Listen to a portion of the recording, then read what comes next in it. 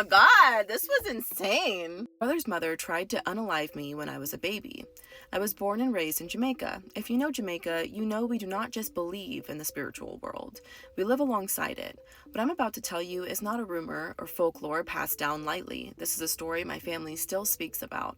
You can call me Amara. Before I was born, my father, let's call him Chris, had an on-again, off-again relationship with a woman named Donna. And when he finally committed to my mother, Joanna, Donna did not let it go. She hovered, she watched, and she hated. When my mother became pregnant with me, the harassment began immediately.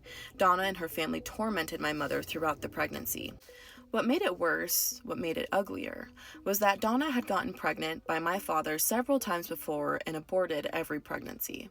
She openly said she did not want children with him, but when my mother carried me, something shifted.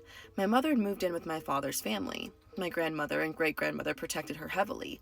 They were old-school Jamaican women, deeply spiritual and deeply observant. They noticed things other people ignored. I was born healthy and strong. That did not last. When I was 6 months old, my mother went to work, trusting my father to care for me. While she was gone, he took me to see Donna without my mother's knowledge or consent. When my mother came home that evening, she bathed me, fed me, and put me to sleep. She says I looked normal, peaceful. By the next morning, I refused to eat. The second day, my breathing changed. It was shallow, labored, wrong.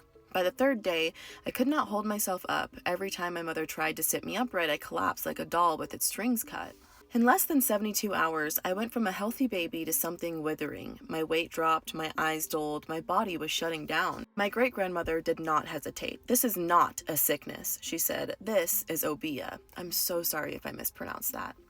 She pulled my father aside and asked him one question. "Where did you take this child? Don't you see that it's killing her?" My father went quiet. That silence told her everything. They did not go to the hospital. They got in a car. They drove into the mountains, deep winding roads where fog clings to trees and sound disappears. At the top of a hill sat a small, weathered church. The moment they stepped out of the car, a woman walked out of the church and looked straight at my mother. "I have been waiting for you," she said. "You are late." She stared at me and continued, calm as death. "There is a spirit attached to this child. It is not afraid of me, but I will show it something." Behind the church was a narrow trail. At the end of it sat a hut beside a deep gully, so dense you could not see the bottom. The woman spoke without hesitation. "There are 3 spirits on this child. One follows her, one stays at her father's house, one stays at her mother's house."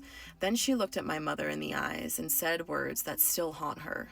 "If you had waited one more day, you would have been burying your baby." She revealed something no stranger could have known, that my father had taken me to